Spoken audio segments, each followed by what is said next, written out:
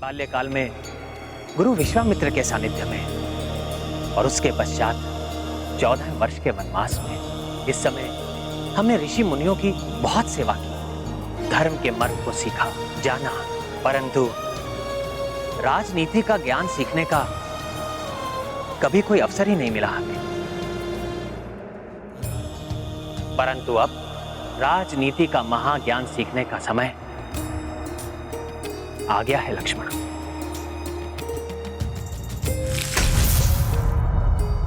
और लक्ष्मण, राजनीति के परम ज्ञाता दशनन रावण से उत्तम गुरु और कौन हो सकता है। इसलिए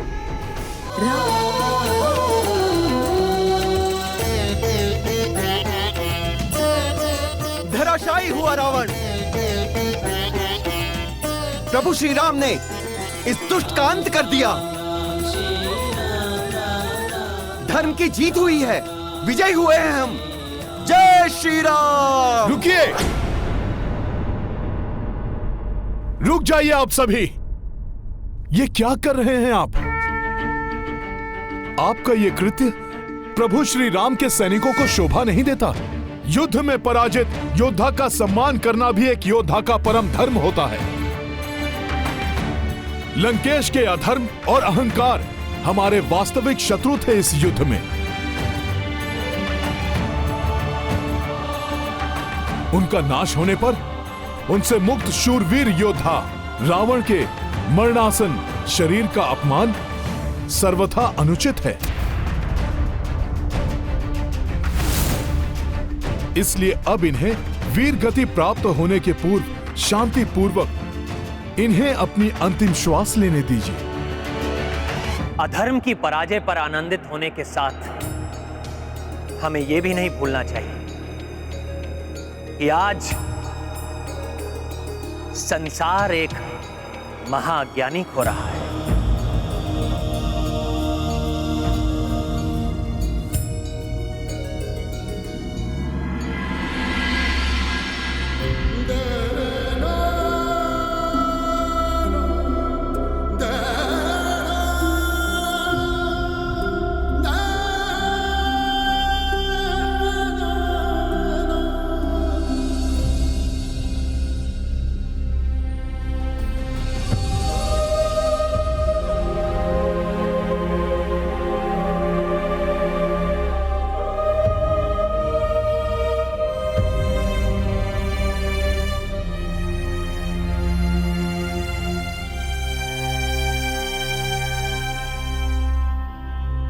प्रभु, कुछ समय पूर्व मैं इनकी पराजय, इनकी मृत्यु की कामना के साथ युद्ध भूमि में इनके विपक्ष में खड़ा था, परंतु अब मुझसे इनकी ऐसी दुर्दशा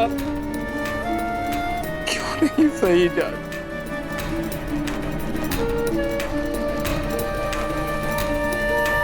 विभीषण जी, जैसा अभी हनुमान ने भी समझाया था, जिसके विरुद्ध आप युद्ध कर रहे थे वो एक अहंकारी अधर्मी है,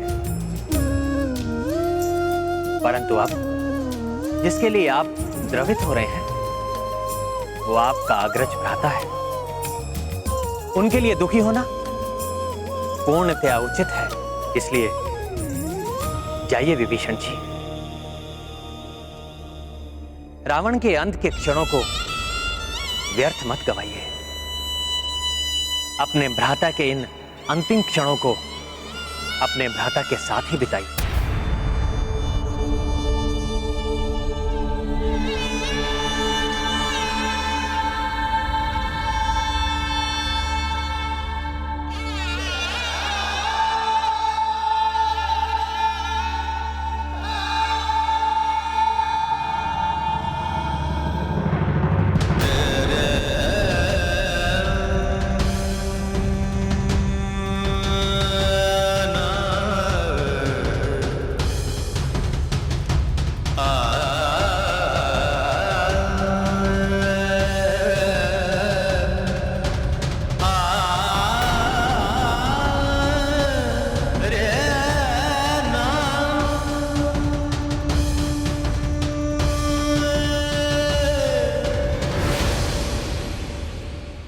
हे भ्राता, कैसा दुर्भाग्य है मेरा।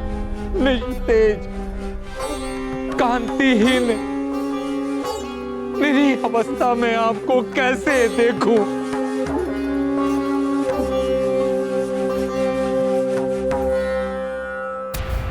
आपको बारंबार समझाया मैंने, परंतु आपको अधर्म से रोकना मेरे लिए असंभव हो गया था।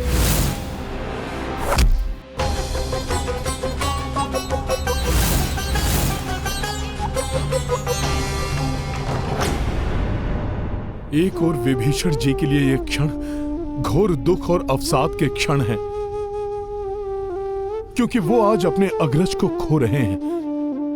परंतु वहीं दूसरी ओर ये अत्यंत शुभ और प्रसन्नता से परिपूर्ण पल भी है, क्योंकि अब शीघ्र ही प्रभु श्री राम से माता सीता का सुखद पुनर्मिलन होगा। देवी मंदोदरी की व्यथा ने मुझे व्यथित कर दिया है। दुष्ट रावण के कुकर्मों का फल आज उन्हें और संपूर्ण लंका को भी भुगतने पर विवश होना पड़ा है। परंतु आज ये अस्त होते सूर्य देव की शुभ्र आभा को देखकर ऐसा प्रतीत हो रहा है जैसे वो अस्त नहीं उदित हो रहे हो।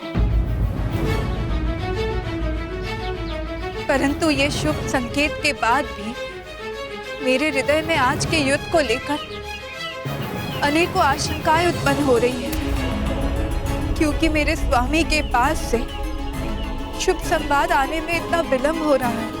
आप निश्चिंत रहें देवी, प्रभु का कोई अनिष्ट नहीं हो सकता। आपका कथन सत्य है त्रिजटा, परंतु आज मैं अनेकों आशंकाओं से ग्रस्त हूँ। कहीं ये शुभता लंकाधिपति के लिए तो नहीं, कहीं मेरे स्वामी किसी संकट में तो नहीं। माता सीता तो बड़ी अधीरता से इस शुभ समाचार की प्रतीक्षा कर रही होंगी। संभव है उन्हें ज्ञात भी न हो कि युद्ध का परिणाम क्या हुआ है। मुझे तुरंत जाकर उन्हें यह समाचार देना चाहिए। जय श्री राम।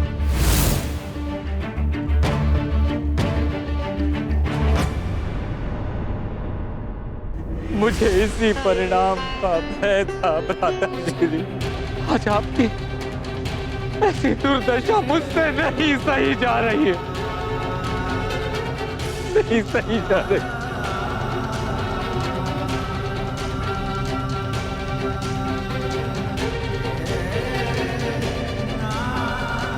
दिगंबद विजेता मेरे भ्राताश्री इस समय पृथ्वी पर समर्थहीन, निर्बल, असहाय पड़े हैं। जिस अधर्म ने मुझे आपसे दूर किया, अब तो उसका परित्याग कर प्रभु श्री राम को अपने हृदय में धारण कीजिए।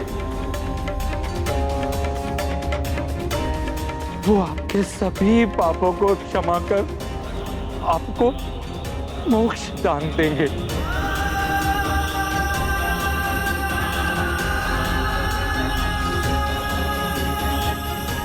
शरणागत वत्सल प्रभु श्री राम के शरणागत बनी।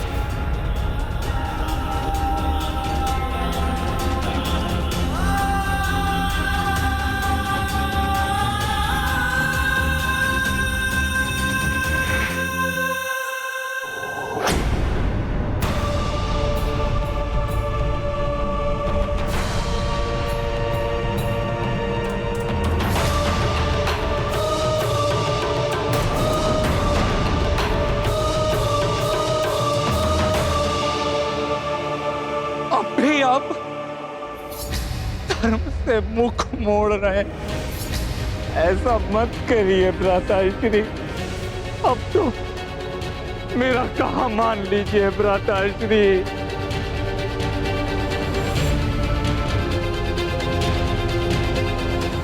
अनेकों मायावी और वरदानी शक्तियों का स्वामी अहंकारी हठी रावण विजय प्राप्ति के लिए कुछ भी कर सकता है। इसलिए आज के युद्ध को लेकर मैं चिंतित हूँ। देवी, आपकी चिंता व्यर्थ है। इतने शुभ संकेतों के बाद भी आप शंकित क्यों हो रही हैं? नहीं त्रिजटा, कभी कभी ये शुभ संकेत भी भ्रामक हो जाते हैं। देवी मंदोदरी का यहाँ से व्यग्र होकर जाने से मुझे आभास हुआ है कि यहाँ लंका में आज एक नवीन प्रारंभ होने वाला है। आज यहाँ एक निर्णायक परिवर्तन होने वाला है।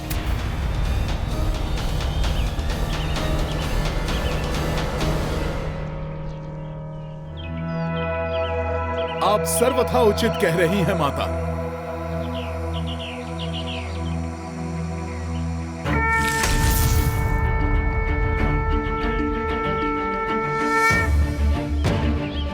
प्रणाम माता।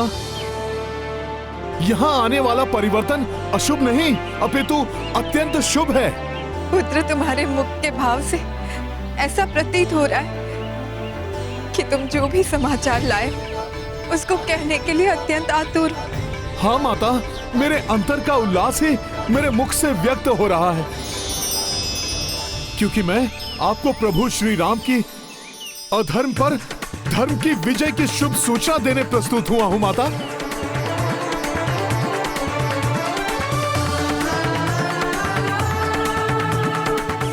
माता, अंततः प्रभु ने रावण को परास्त कर दिया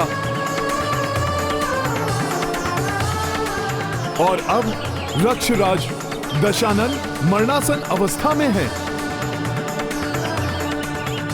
माता, फिर आप रो क्यों रही हैं?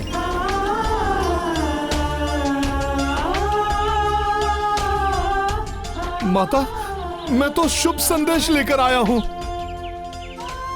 परंतु वो सुनकर आपके नेत्रों से यह अश्रुधारा क्यों बहने लगी? जय श्री राम।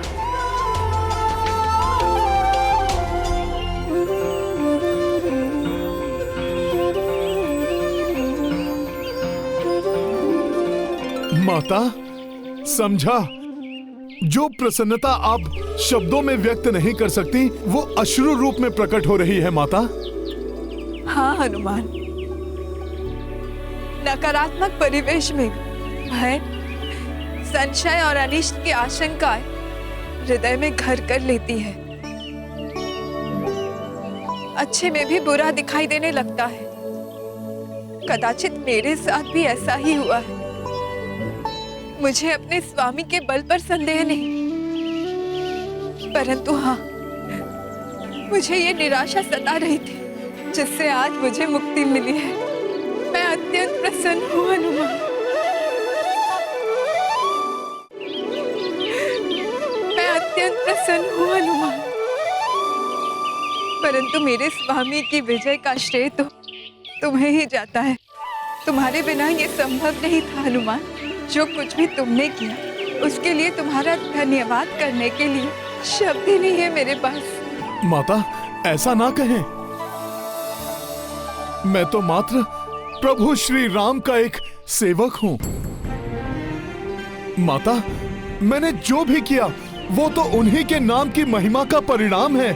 और माता, प्रभु ने तो अंतिम युद्ध एकाकी ही लड़ा था, जिससे आपको कष्ट देने का दंड उस दुष्ट को वे स्वयं दे सकें।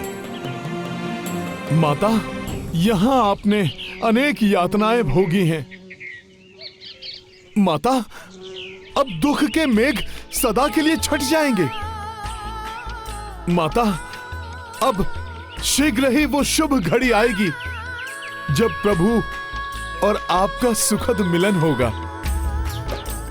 माता, मुझे विश्वास है प्रभु श्री राम आपको शीघ्र ही अपने समीप बुलाने का प्रबंध करेंगे।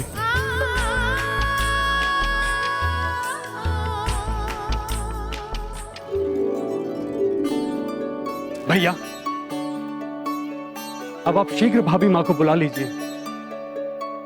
हनुमान आपकी विजय का समाचार लेकर जा चुके हैं। मेरे प्रिय अनुज लक्ष्मण, हमारा जन्म राजवंश में हुआ, परंतु हमारे जीवन का अधिकतम समय वन में ही बीता है। बाल्यकाल में गुरु विश्वामित्र के सानिध्य में और उसके पश्चात 14 वर्ष के वनवास में इस समय हमने ऋषि मुनियों की बहुत सेवा की। धर्म के मर्म को सीखा, जाना, परंतु राजनीति का ज्ञान सीखने का कभी कोई अवसर ही नहीं मिला हमें। परंतु अब राजनीति का महाज्ञान सीखने का समय आ गया है लक्ष्मण।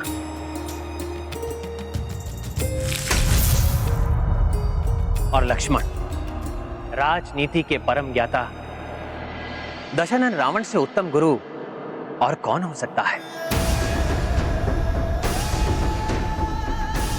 इसलिए जाओ लक्ष्मण, राजनीति के महाज्ञाता रावण से महाज्ञान प्राप्त करो।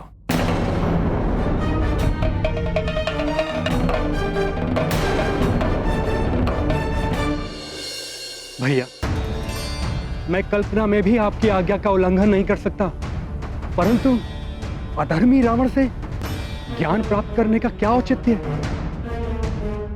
मैं समझ नहीं पा रहा हूं भैया।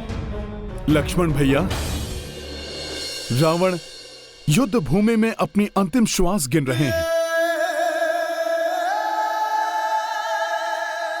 वो राजनीति के महाज्ञानी, राजकाज में दक्ष, महाप्रतापी दशानन रावण हैं, जिन्होंने उद्दंड और उपद्रवी राक्षसों को नियंत्रित कर उन पर एक छत्र शासन स्थापित किया। उन्हें अपने एक संकेत पर अपने प्राण न्यौछावर करने वाले रक्ष वीरों में परिवर्तित किया। परंतु हनुमान, ऐसे ज्ञान का क्या लाभ जो इतने भयंकर अंत से भी रावण की रक्षा न कर सका?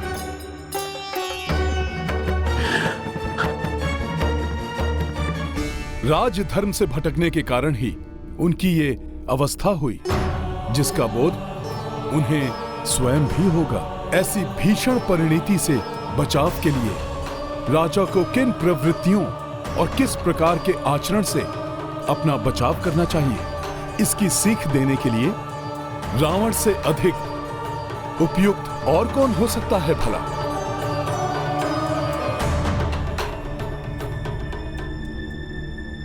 हनुमान का कथन सर्वथा उचित है लक्ष्मण, इसलिए जाओ और निसंकोच महान राजा लंकेश रावण से राजनीति का महाज्ञान प्राप्त करो, जिसे उनसे अधिक कोई नहीं समझता, कोई नहीं जानता। प्रणाम भैया।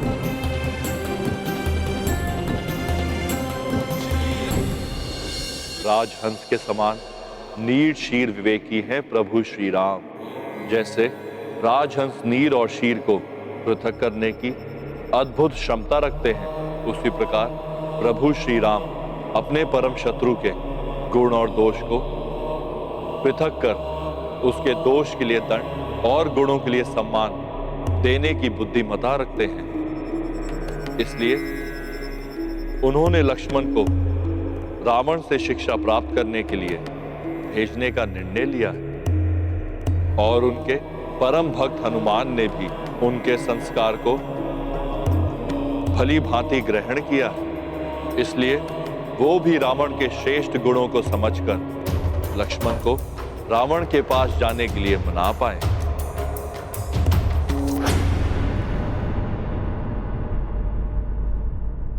रावण, मुझे भैया ने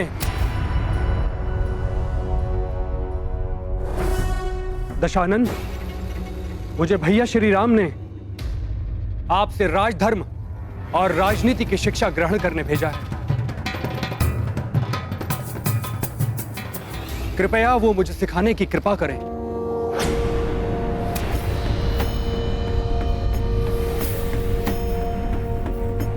मैं पुनः आग्रह करता हूं, मुझे अपने अग्रज के आदेश को पूर्ण करने दें।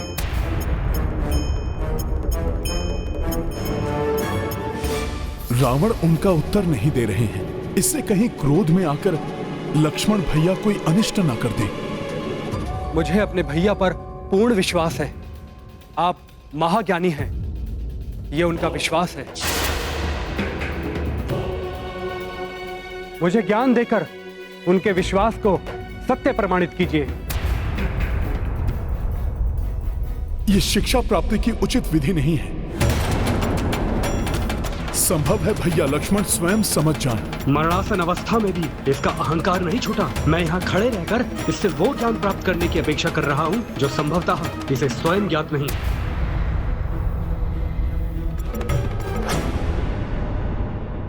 मैं क्षमा चाहता हूँ भैया, परंतु उस दंभी रावण ने मेरी ओर देखा तक नहीं। कदाचित उस पापी को राजधर्म का कोई ज्ञान है ही नहीं।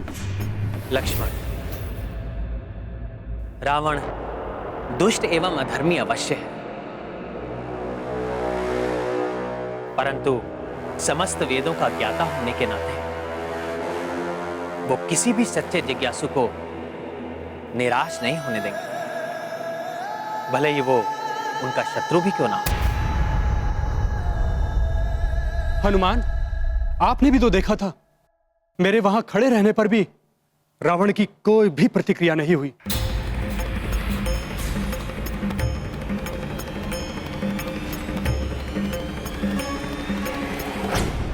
लक्ष्मण भैया, आपने वहां जाकर 2 बार अनुरोध अवश्य किया, परंतु शिक्षार्थी की विनम्रता धारण किए बिना तो रावण आपको शिक्षा क्यों देते? लक्ष्मण भैया, जिनसे ज्ञान प्राप्त करना हो उनके शीश की ओर नहीं, अपितु उनके चरणों में जाकर विनय पूर्वक निवेदन करना अनिवार्य होता है। सत्य कहा हनुमान ने लक्ष्मण। तुम रावण के समीप उसी भाव से जाओ जिस भाव से तुम गुरु वशिष्ठ जी के पास जाते। गुरु से कुपित होकर, उसको हीन समझकर कोई कैसे ज्ञान प्राप्त करने की अपेक्षा कर सकता है?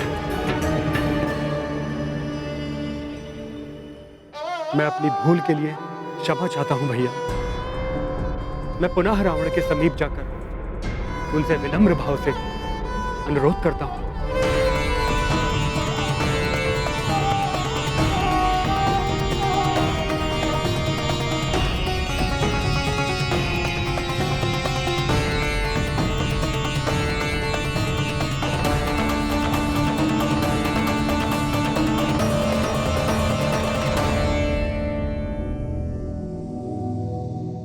हे महाज्ञानी महापंडित रावण, मैं आपसे सविनय निवेदन करता हूं, मुझे राजधर्म और राजनीति की शिक्षा देने की कृपा करें।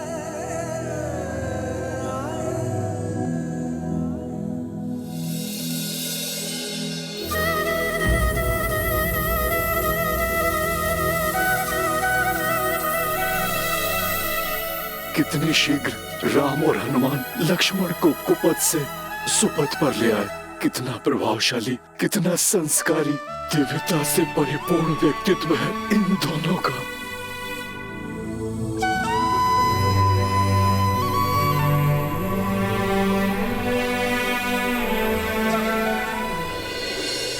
रामचंद्र नारायण रूपी बजरंगी शिव शंभु तरस्वी। रावण देखी देखी हर साए, सबहु देव गण शीश नवाए। गाथा महाबली हनुमत की, रुचिकर लीला राम भगत की। जय जय जय रघुनंदन राम, जय जय जय महाबली हनुमान।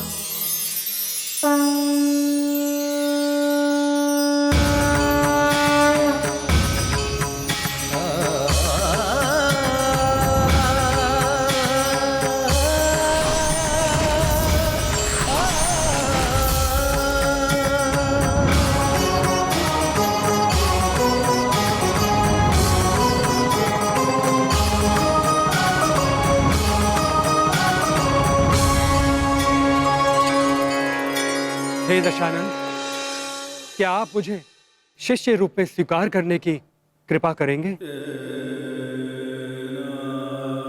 स्वयं नारायण और महादेव ने आपको मेरे पास भेजा है लक्ष्मण। स्वीकार करने की दृष्टता नहीं कर सकता। था श्री, मैं आप में इस परिवर्तन की प्रतीक्षा कितने समय से कर रहा था। मेरे पास आने से पूर्व ही प्रथम शिक्षा तो प्रभु श्री राम और हनुमान ने दी है आपको। सर्वप्रथम एक राजा का धर्म विनम्रता है। इस ज्ञान को कभी स्वीकार नहीं कर सका, इसलिए मेरा ये दुर्दांत अंत हो रहा है। ये तो श्री राम की महानता है, जो सर्वज्ञात होते हुए भी उन्होंने आपको मुझसे ज्ञान प्राप्त करने के लिए भेजा।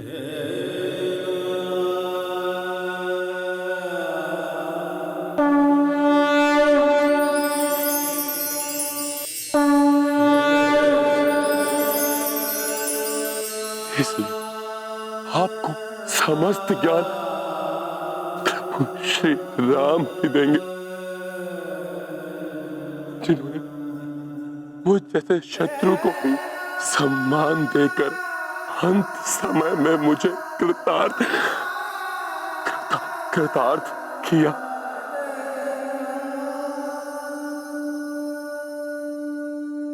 यदि मुझ में शक्ति शेष रहती तो मैं स्वयं उठकर उनके चरण स्पर्श करने जाता, क्षमा याचना करता मैं उनसे, परंतु मेरे पापों ने मुझे इसमें भी असमर्थ कर दिया। इसलिए यदि वो चाहते हैं कि मैं आपको शिक्षा प्रदान करूं, तो मैं ये कार्य सहर्ष करूंगा।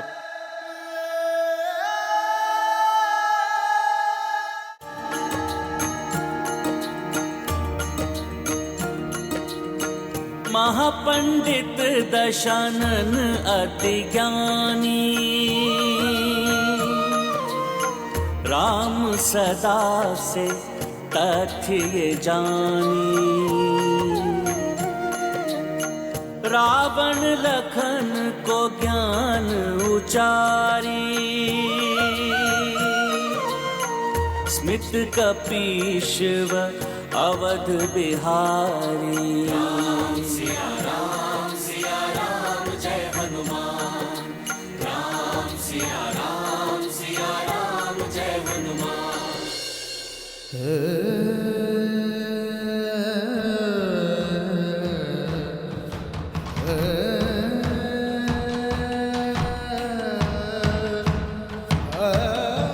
मैं आपको इतना ही ज्ञान दे सकता था लक्ष्मण,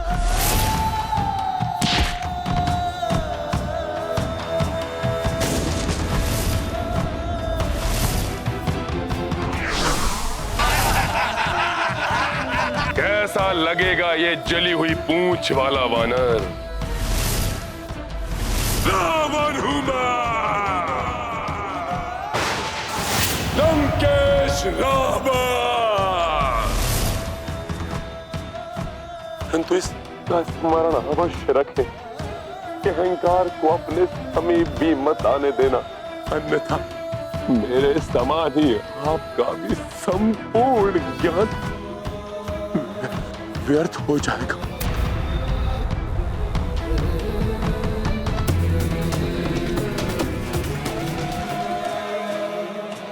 महाज्ञानी महापंडित होने के बाद भी मैं ये भेद नहीं जान पाया कि श्री राम ही परम ब्रह्म ईश्वर है।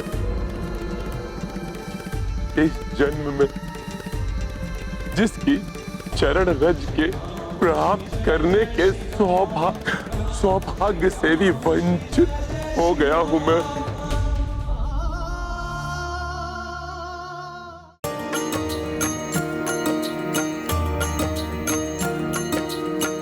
दिव्य रूप दर्शन दे डारी, राम हरि कपि शिव भंडारी। विष्णु विश्व रूप रघुराई, शांति पुंज शंकर कपि भाई।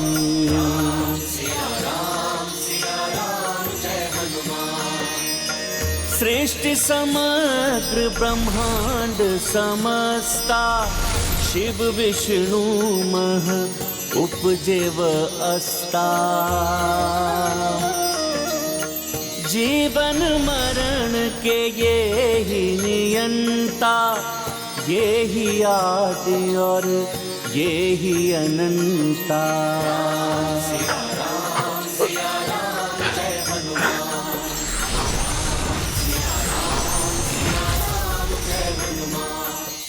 श्री राम।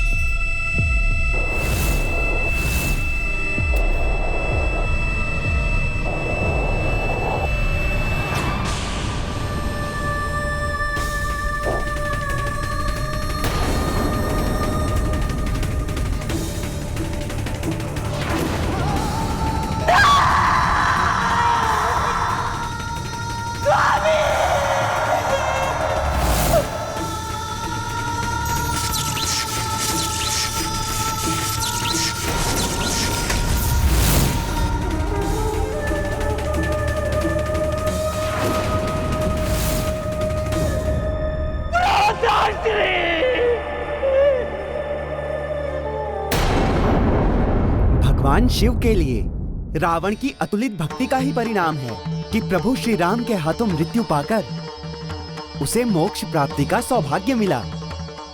नारायण नारायण। यदि समय रहते रावण प्रभु श्री राम की वास्तविकता समझ जाता तो ये स्थिति उत्पन्न ही नहीं होती। ईश्वर कभी भी किसी के प्राण लेकर प्रसन्न नहीं होते हैं, परंतु पापियों के दुष्कर्म ही उन्हें ऐसा करने पर विवश कर देते हैं।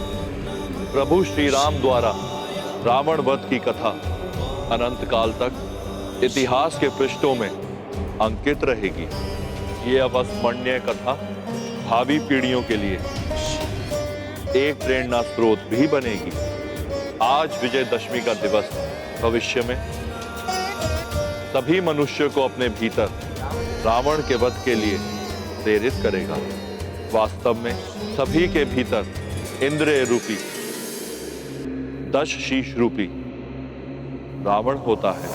5 वश 5 शीश पंचम ज्ञान इंद्रियों के प्रतीक हैं। छछोर, नासिका, जीवा, श्रोत और त्वाक जो मनुष्य द्वारा परिवेश से सीखे ज्ञान को परिलक्षित करती है। अन्य 5 शीश कर्म इंद्रियों के प्रतीक हैं। पनी, वाद, पद, उपास्था एवं वायु। और जब ये 10 इंद्रियां मनुष्य को अपने वश में कर लेती हैं तो 10 शीश वाले रावण बन जाती है, जो मन रूपी सीता का हरण कर उसे अपने वश में कर लेती है। ऐसी अवस्था में इन 10 इंद्रियों के दमन के पश्चात ही मन रूपी सीता का मिलन आत्मा रूपी राम से होता है। अर्थात प्रभु श्री राम की इस लीला में ही सर्व जगत के जीवन का सार छिपा है। परंतु फिर भी अधिकतम मनुष्य इसे समझने में अक्षम रहते हैं।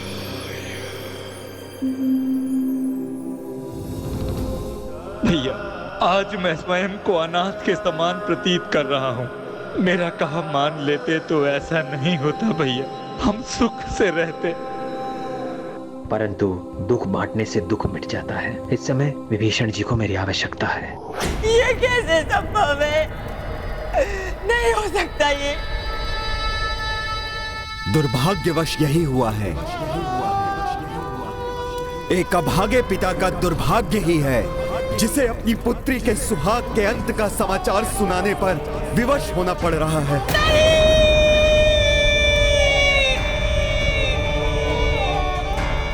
परंतु दशानन के साथ अन्याय हुआ है पुत्री।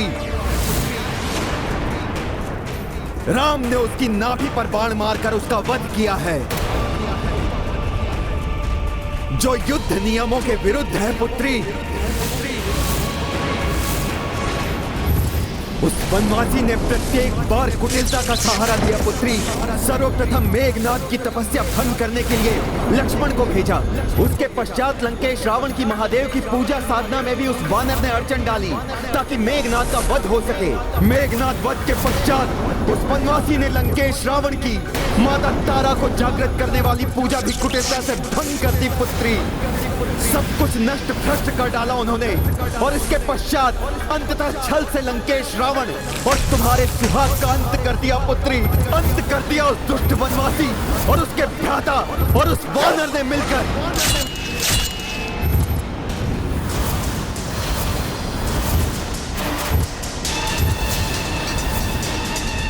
लक्ष्मण, हनुमान और राम सभी ने अधर्म किया है।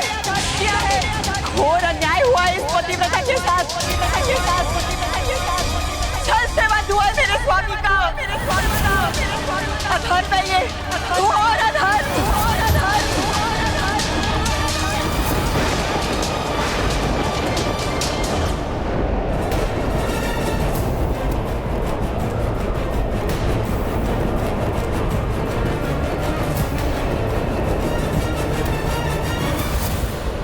किंतु मैं इसका प्रतिशोध लूंगी। मैं अपने पतिव्रत शक्ति के श्राप से राम को उनकी सेना सहित भस्म कर दूंगी।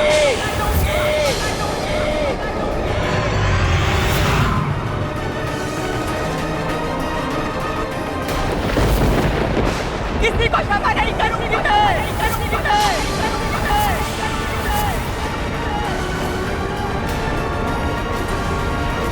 राम भक्त महाबली हनुमान को जानना हो तो चैनल को सब्सक्राइब करें और बेल आइकॉन दबाना न भूलें।